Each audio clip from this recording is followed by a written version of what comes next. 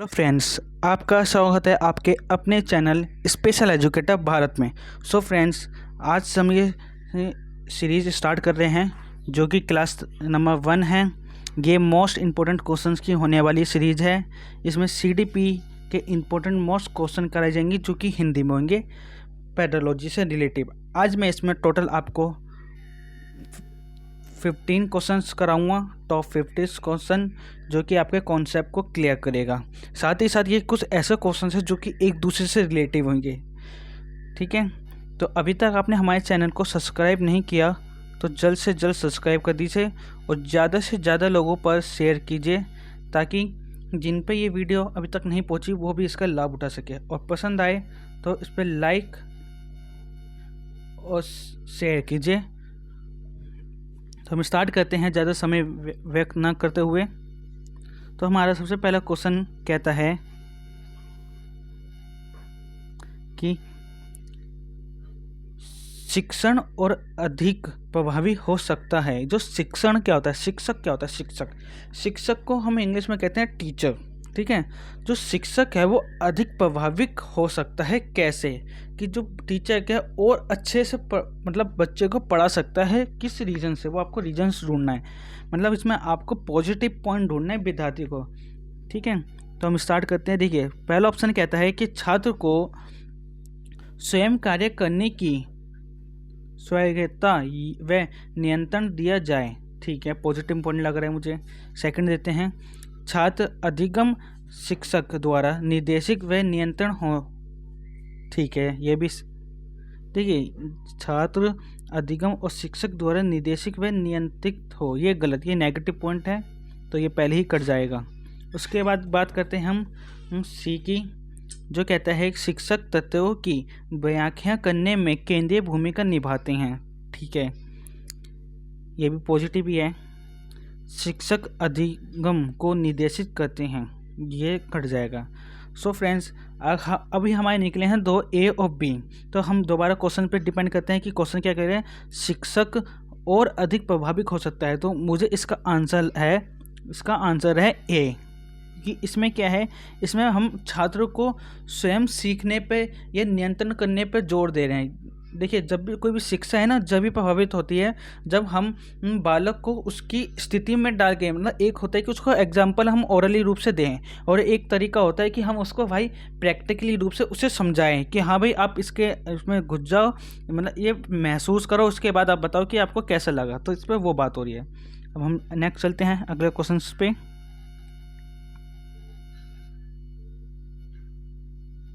Question कहना चाहता है कि शिक्षक प्रभावित हो जाता है यदि। देखिए, ये क्वेश्चन और जो मैंने आपको ऊपर क्वेश्चन दिखाया था, दोनों ही क्वेश्चन सेम है, बस इसका क्या है, नज़रिया चेंज हो गया है। ठीक है, क्वेश्चन का टाइप्स घुमा के क्वेश्चन पूछा जा रहा है। क्वेश्चन वही है पर इसके जो MCQ हैं, ये जो ऑप्शन है ये अलग हैं। तो अब इसकी बात करते हैं हम। क्वेश्चन कह रहा है कि शिक्षक प्रभावित हो सकता है यदि कक्ष में प्रत्यक्ष अनुदेश को प्रयोग में लाए जाएं। ठीक है, उसके बाद बी क्वेश्चन ऑप्शन कहता है कि कक्ष में शिक्षक निर्देशित विधियों का उपयोग किया जाए। और सी, दोनों शिक्षक निर्देशित विधियों एवं प्रत्यक्ष अनुदेश काम में लिए जाएं। ठीक है, और चौथा क्वेश्चन कहता है कि छात्र केंद्रित अनुदेशन और अंतःक्रियात्मक विधियों का उपयोग किया जाए। देखिए, ये सारे जो ऑप्शन है ये सब है नेगेटिव, पर हमें ये है एक हमारा पॉजिटिव। ठीक है, ये क्वेश्चन देखिए, क्योंकि ये क्वेश्चन सीधा इससे रिलेटिव कर रहा है। इसमें पूछा गया है कि शिक्षक कैसे प्रभावित हो सकता है।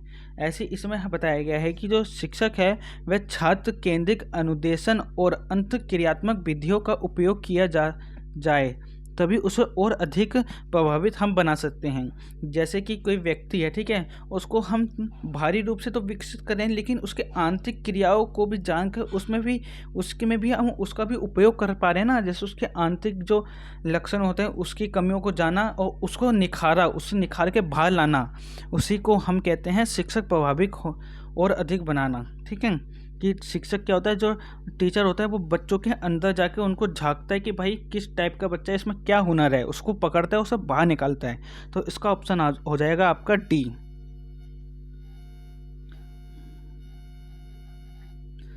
बात करते हैं क्वेश्चन नंबर थर्ड की। देखिए क्वेश्चन कह रहा है कि एक उत्तम कक्षा कक्ष शिक्षक, एक उत्तम कक्षा कक्ष शिक्षक क्या है। देखिए जो उत्तम कक्षा का मतलब क्लासरूम शिक्षक क्या है, तो ऑप्शन पढ़ते हैं। छात्र की प्राकृतिक जिज्ञासा का पोषण करता है, ठीक है। बी, छात्रों की पारंपरिक संवाद के लिए प्रोत्साहित करता है, छात्रों को वास्तविक वैश्विक परिस्थितियों में सम्मिलित करता है। और ऑप्शन डी, उपयोग सभी। देखिए मेरे हिसाब से ये सभी पॉजिटिव पॉइंट हैं, तो इसका ऑप्शन हो जाएगा, इसका आंसर हो जाएगा ऑप्शन डी, क्योंकि इसमें बात की जा रही है एक ऐसी क्लासरूम जिसमें कि जो बाल शिक्षक है उसे उत्तम बनाना, मतलब एक शिक्षक द्वारा एक ऐसा क्लासरूम बनाना जो कि सभी कोणों से मतलब सभी एंगल से एकदम प्रभावशाली हो, एक उत्तम उच्च कोटि का क्लासरूम हो, जहाँ पे कि हर तरह के बच्चों को उसकी स्थितियों के अनुसार, उसके पोषण के अनुसार उसकी वास्तविक वैश्विक उसकी जो स्थिति है उसके अनुसार उसका विकास किया जाए। तो इसमें हम ये सभी पॉइंट जानेंगे।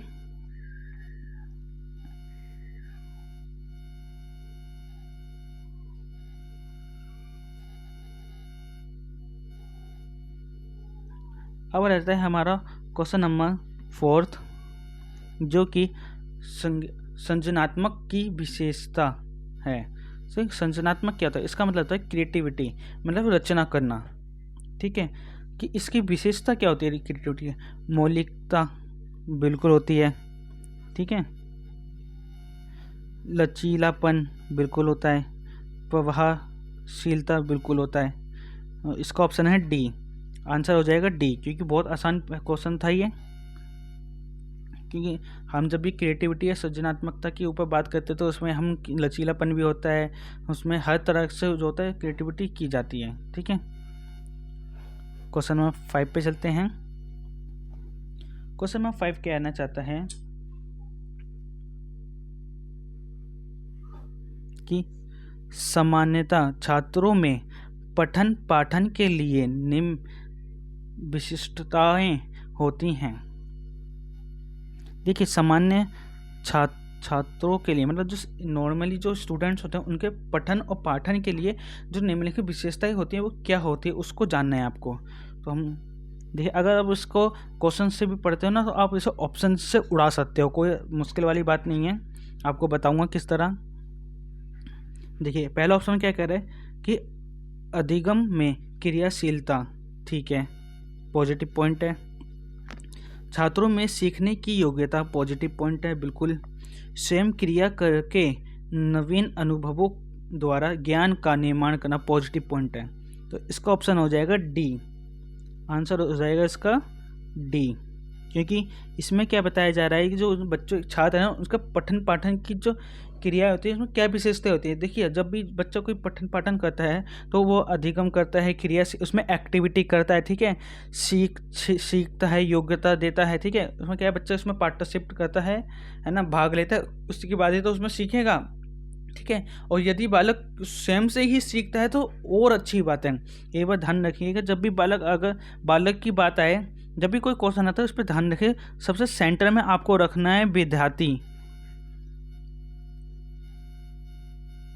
जब भी ऐसा कोई क्वेश्चन आता है ना आपको सेंटर में बच्चा रख के सोचना है कि सामने जो बालक है वो कैसा है, इसे सेंटर में हमेशा विद्यार्थी को ध्यान रखना, ठीक है।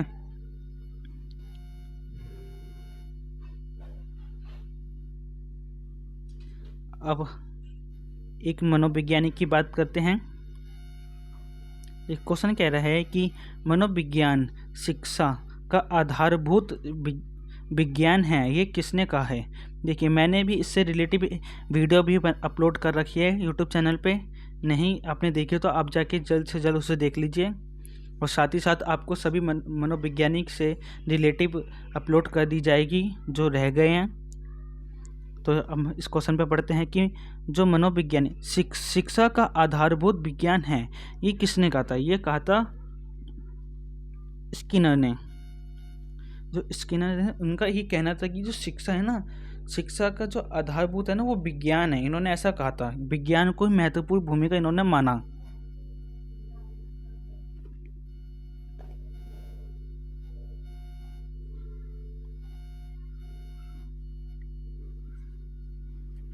अब बात करते हैं क्वेश्चन नंबर 7।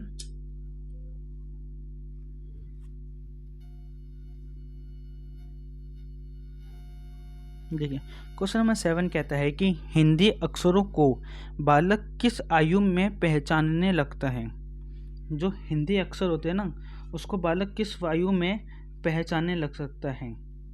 ये बहुत ही सिंपल क्वेश्चन है। जैसे कि आप जानते हैं जो हिंदी अक्षर होते हैं, जब बच्चा होता है, आपने पढ़ा होगा अपने सिलेबस में भी, प्रीनेटल, पोस्टनेटल, है ना, धीरे धीरे शैशवावस्था, इन सब में बच्चा बढ़ता है 0 से 4, 4 से 6, 6 से 8, ऐसे ऐसे होता है ना, विकास होता है।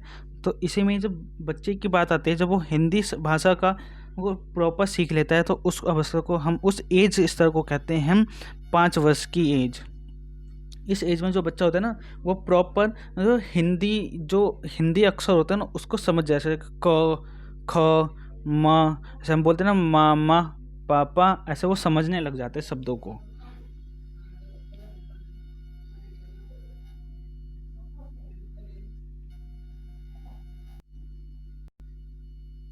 बात करते हैं हम नेक्स्ट क्वेश्चन की।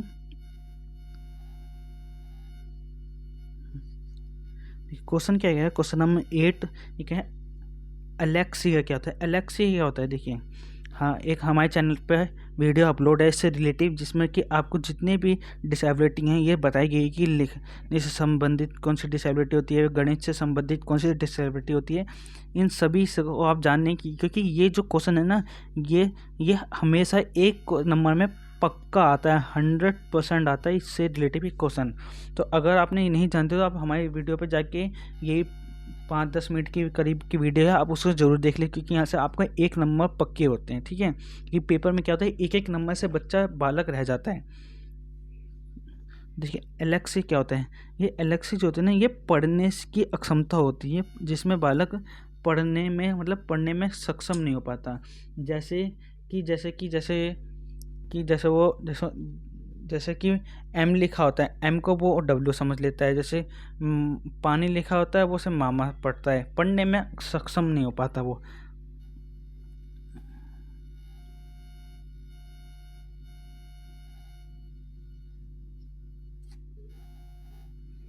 अब बात करते हैं हमें क्वेश्चन नंबर 9 की।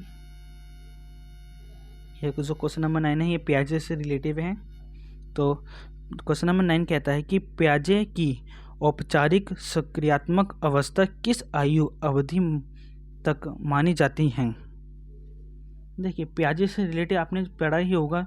जो प्याजे हैं इन्होंने अपनी 4 स्टेजेस बताई थी टोटल, जो कि 0 से 15 वर्ष की थी, 14 वर्ष की थी, कहीं कहीं पे ये 14+ भी है। ठीक है, साथ ही साथ ये क्वेश्चन कह रहा है जो ये प्याजे थे इनकी जो अवस्थाएं थी, सक्रियात्मक औपचारिक अवस्था थी, इसका जो थी 11 से 15। जैसे मैंने आपको यहाँ पे बताया कि 14+, आप इसको 15 कर लीजिए, 15 ही है। थोड़ा सा गलती हो गई पर कोई नहीं, कहते हैं ना बड़े बड़े शहरों में छोटी छोटी गलती होती रहती हैं।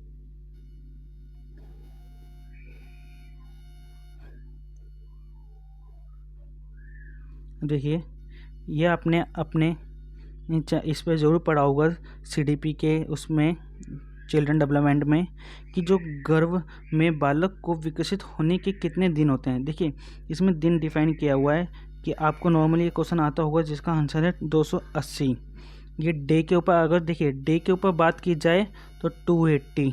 ठीक है, अगर वीक के ऊपर बात की जाए तो 52 वीक। ठीक है, और अगर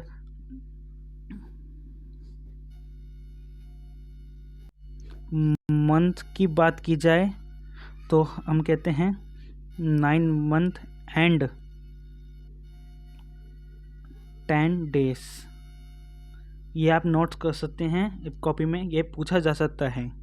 ठीक है। अगर डे की बात की जाए तो 280 दिन, वीक की जाए तो 52, और मंथ्स की जाए तो 9 मंथ्स एंड 10 डेज। इसका आंसर है 280।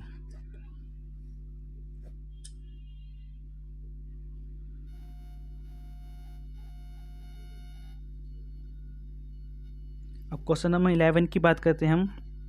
क्वेश्चन नंबर 11 कह रहा है कि विद्यार्थियों को दिए जाने वाले परामर्श की सर्वाधिक उपयोगिता ये है कि ऑप्शन है इससे उनका ज्ञान बढ़ता है, ऑप्शन बी उनका कौशल बढ़ता है, ऑप्शन सी उनमें आत्मविश्वास की अभिव्यक्ति वृद्धि होती है, ऑप्शन डी वे दुनियादारी में सफल बन जाते हैं। तो फ्रेंड्स इसका आंसर आपको हो जाएगा ऑप्शन सी। देखिए ऑप्शन सी क्या कह रहा है, ऑप्शन सी का कहना मतलब उसका कहना ये है कि जो परामर्श होता है ना, परामर्श का जो परिणाम होता है उसको प्रभाव छात्रों के आत्मविश्वास से पड़ता है, जैसे उनके वृद्धि है ना। परामर्श वह पद्धति होती है, जो परामर्श है ना, ये वह प्रगति होती है जिसके द्वारा किसी भी समस्याओं को शोध करने के उसका हल निकाला जाता है, ठीक है। साथ ही साथ छात्र और व्यक्तियों अपने आगे आने वाली जो बाधाएं होती हैं ना उसको आसानी से पार कर सकते हैं इससे, मतलब उससे इससे ये कहना है कि जो उसकी समस्या है उसको प्रभावी रूप से उसका हल निकाल पाते हैं, ठीक है।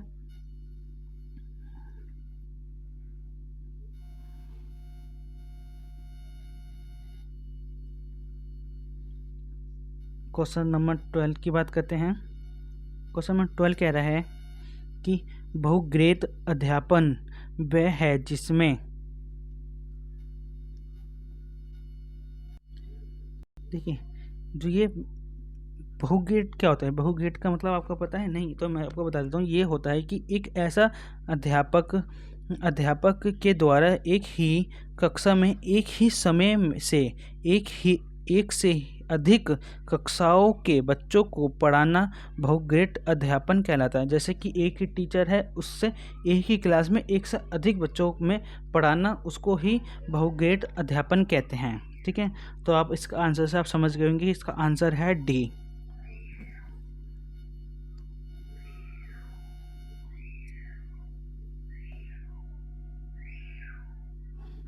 अब बात करते हैं हम क्वेश्चन नंबर 13 की। शिक्षकों की भूमिका है, शिक्षकों की भूमिका। देखिए शिक्षक की भूमिका, इसमें आपका आंसर हो जाएगा ऑप्शन डी, क्योंकि शिक्षक की भूमिका ये हम पहले भी कर चुके हैं। ज्ञान का संप्रेषण करना होता है, छात्रों को अनुशासन में रखना होता है, छात्र केंद्रित क्रिया आधारित अंत क्रिया, ये रिपीटेड क्वेश्चन है। बस ये कि आपका नज़रिया चेंज कर दिया, क्वेश्चन पूछने का तरीका चेंज कर दिया, ऑप्शन चेंज कर दिया है सभी से एक ही से रिलेटिव। बस ये है कि इसमें आपका तरीका चेंज कर दिया कि आप इसको कैसे कॉन्सेप्ट को समझते हैं।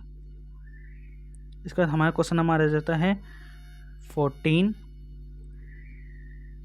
देखिए हमने इससे पहले भी पढ़ चुके हैं कि पठन पाठन में शिक्षकों को करना चाहिए। जो पठन पाठन होता है, पढ़ना लिखना, तो उसमें शिक्षकों को क्या करना चाहिए?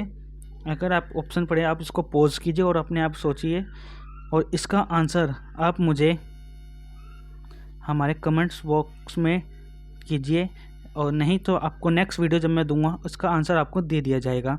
नहीं तो आप सबसे पहले आप इसका हमें जल्द से जल्द कमेंट कीजिए इसका आंसर क्या होगा। ये आज आपका होमवर्क है।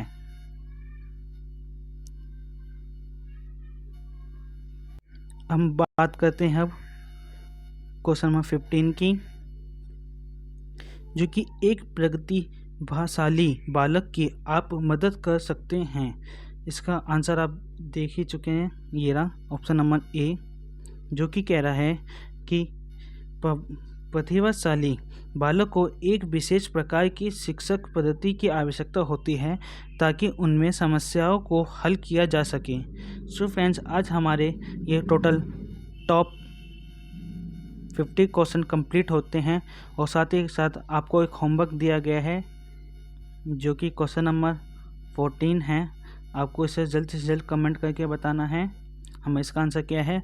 और आपको वीडियो पसंद आई तो इसे लाइक कीजिए, वो शेयर कीजिए और ज़्यादा से ज़्यादा लोगों पर इसे शेयर कीजिए, और साथ ही साथ हमारे चैनल को सब्सक्राइब कर लीजिए, और हमारे टेलीग्राम चैनल को भी आप ज्वाइन कर सकते हैं जिसका नाम है स्पेशल एजुकेटर भारत। जय हिंद, जय भारत।